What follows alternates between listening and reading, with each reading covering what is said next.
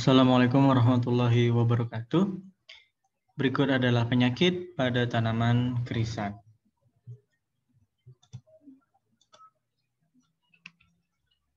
Yang pertama, bercak daun septoria, disebabkan oleh Septoria chrysanthemi atau Septoria leucanthemi.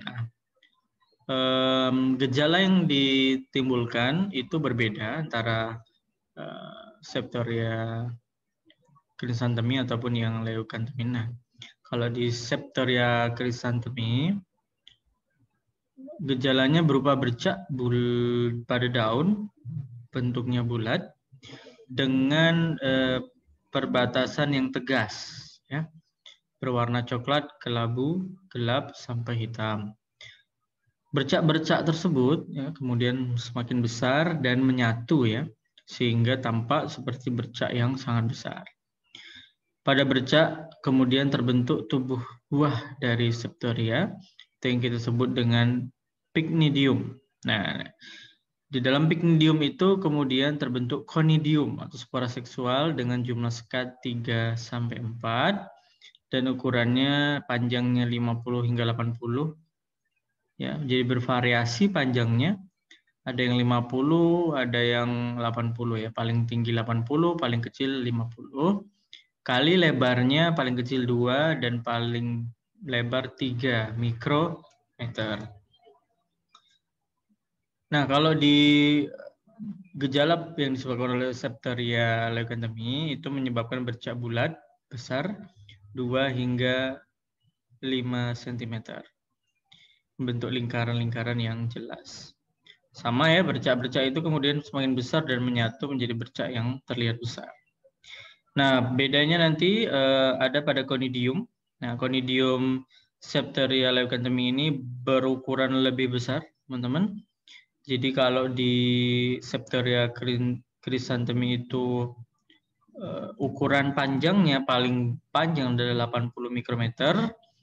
Pada Septoria leucanthemi itu panjang conidiumnya itu berkisar dari 100 hingga 130.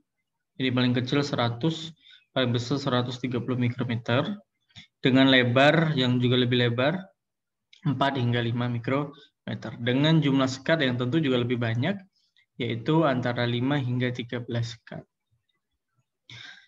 Di sini teman-teman bisa lihat bercak yang di sekelilingnya, dia bercak itu dikelilingi oleh area yang berwarna kuning, ya, tidak hijau atau lebih kuning daripada daun yang sehat, yang disebut halo.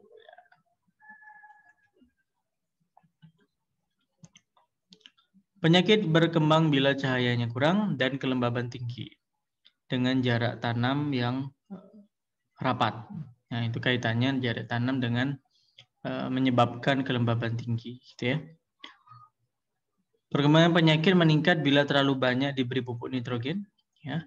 Kembali pemberian pupuk itu mempengaruhi perkembangan penyakit. Penyakit akan menimbulkan kerugian justru pada musim kemarau. Jadi musim kemarau yang lembab, gitu ya. Dan eradikasi tanaman atau bagian tanaman sakit itu sangat membantu mengurangi penyakit bercak daun Septoria.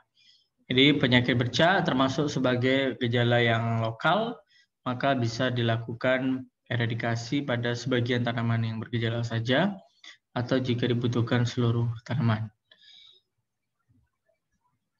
Pengendalian fungisida bisa dengan fungisida tembaga. Kedua, penyakit berikutnya adalah penyakit karat yang disebabkan oleh Puccinia. Ada dua, Puccinia chrysanthemi dan Puccinia horiana. Karat daun yang disebabkan oleh Puccinia chrysanthemi ini dikenal dengan karat hitam karena warnanya nanti lebih hitam, sedangkan karat daun yang disebabkan oleh Puccinia horiana itu warnanya putih. Jadi itu nanti membedakan. Ada dua tipe karat daun pada krisan, ada yang hitam dan ada yang putih, gitu ya. Jika teman-teman lihat warnanya hitam, berarti penyebabnya adalah Puccinia chrysanthemi. Kalau warnanya putih adalah Puccinia horiana. Nah, yang sama adalah bentuk gejala karatnya, ya. Jadi penyakit karat itu hampir di semua tanaman, di daun jagung pun sama, itu punya ciri gejala yang mirip ya. Yang pertama gejala karat ini betul-betul menyerupai karat ya. Jadi teksturnya menyerupai karat, kalau warnanya kemudian ada yang hitam dan yang lebih putih, dan muncul pada sisi bawah daun berupa bintik coklat yang terdiri atas uridia. Ya, yang coklatnya ini mirip dengan betul-betul mirip dengan karat yang terjadi pada logam gitu ya. Nah, itu banyak terdapat pada bagian bawah daun meskipun juga tidak menutup kemungkinan terjadi atau terlihat pada bagian atas daun. Tapi sebagian besar itu terlihat pada bagian bawah daun. Nah, bintik tersebut jarang terdapat pada sisi atas daun tadi yang saya sampaikan ya. Pengendaliannya adalah dengan mengendalikan kelembaban udara, dengan mengurangi jumlah gulma yang tumbuh di sekitarnya. Ada kultivar 124, itu diketahui kebal terhadap penyakit ini. Sedangkan kultivar Puma White 147, Tiger, Yellow West 146, dan Rhino itu sangat tahan. Nah, menggunakan varietas tahan termasuk dalam tindakan pengendalian penyakit atau pencegahan penyakit karat disebabkan oleh Puccinia pada kerisan. Penyakit ini termasuk sebagai penyakit yang lokal, jadi menghilangkan atau eradikasi tanaman sebagian tanaman bergejala sangat membantu mengurangi penyakit ini. Nah, penyakit ini atau patogen ini dapat berpindah, menyebar, atau tertular melalui angin. Jadi mengeradikasi bagian-bagian tanaman atau tanaman bergejala itu sangat penting ya dalam mengurangi sumber inokulum untuk mengendalikan penyakit ini. Dan tidak menanam bibit yang berasal dari tanaman sakit. Jadi induk atau indukan atau asal bibit itu jika teman-teman melakukan perbanyakan tanaman itu penting ya untuk mencari asal bibit atau bibit yang berasal dari tanaman yang sehat. Atau jika sulit dibebaskan begitu ya, bisa dilakukan dengan kultur jaringan. Jadi kultur jaringan bisa dilakukan dengan mengkultur jaringan-jaringan tanaman sakit di bagian-bagian tertentu gitu ya, yang masih bebas dari patogen ya. Beberapa bagian misalnya bagian apikal atau bagian ujung yang masih aktif membelah itu diketahui beberapa virus itu tidak sampai ke sana ya, karena bagian yang aktif membelah itu kemudian tidak ada virus di sana. Jadi untuk membebaskan tanaman dari virus bisa dilakukan dengan kultur jaringan pada jaringan tanaman yang itu tadi yang masih terbebas itu. Dan bagian-bagian lain teman-teman bisa googling sebentar dan untuk menemukan informasi mengenai itu. Berikutnya adalah penyakit embun tepung atau oidium. Jadi gejalanya khas sekali, teman-teman bisa lihat di gambar. Itu seperti terbentuk tepung ya, ada tepung di atas permukaan daun. Nah, itu adalah makanya disebut embun tepung atau oidium chrysantemi. Itu nama patogennya adalah oidium chrysantemi. Nah, pada sisi atas daun, kebalikan dari karat tadi ya, kalau embun tepung ini tanda penyakitnya itu justru lebih banyak atau mudah dilihat di bagian atas daun. Ya, berupa lapisan putih bertepung terdiri atas miselium, ada di situ conidiophore dan juga conidium, ya bukan conisium ya, conidium jamur oidium. Nah, yang seperti tepung itu kan sebetulnya adalah jamur itu ya, jamur itu sendiri individu patogennya. Nah, itulah yang disebut tanda. Ini sebuah tanda bahwa penyakit ini disebabkan oleh jamur. Itu artinya tanda atau sign. Ini bukan gejala. Jadi ini adalah tanda. Embun tepung ini untuk mengenalinya kita lihat dari tandanya, bukan dari gejalanya saja ya, tapi dari tandanya berupa terdapatnya lapisan putih di permukaan atas daun. Itu disebut tanda. Sama seperti tadi ketika kita bahas tentang karat daun, ya di bagian bawahnya terbentuk seperti karat atau pustul-pustul yang nonjol-nonjol kecil itu ya, disebut pustul. di bagian bawah daun yang isinya Oreospora. Nah, itu juga sebuah tanda, tanda dari keberadaan patogen itu. Itu namanya tanda. Lain dengan gejala. Kalau gejala itu adalah respon tanaman. Menguning, layu, itu kan terjadi pada tanaman ya. Objek yang kita lihat itu adalah tanamannya. Itulah disebut gejala.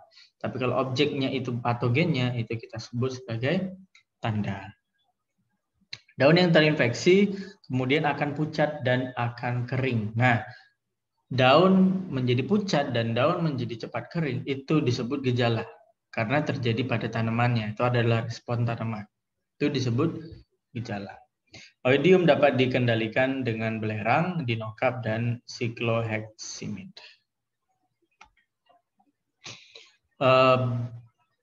Masih banyak penyakit-penyakit pada tanaman krisan yang teman-teman bisa temukan di buku Pak Haryono Semangun ini.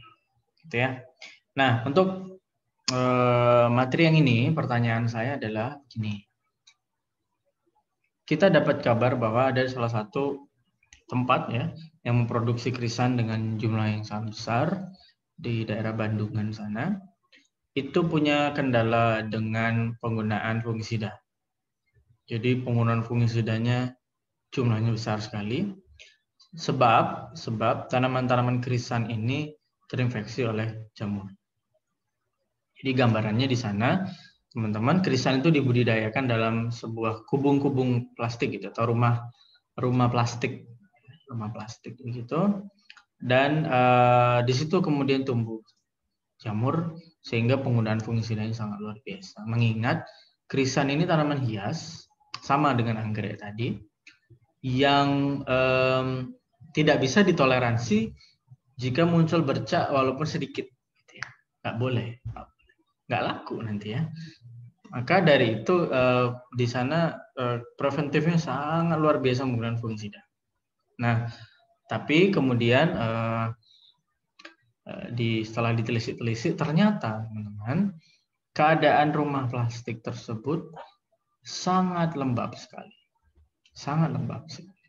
Nah, keadaan sangat lembab sekali karena itulah jamur-jamur dan patogen jamur itu tumbuh sangat besar. Nah, menurut teman-teman nih, apakah ada satu tindakan pengendalian lain selain fungisida yang sebetulnya bisa disarankan kepada petani-petani yang ada di sana? Silakan disampaikan di kolom kuis yang ada di sepada. Terima kasih. Saya akhiri materi yang ini. Assalamualaikum warahmatullahi wabarakatuh.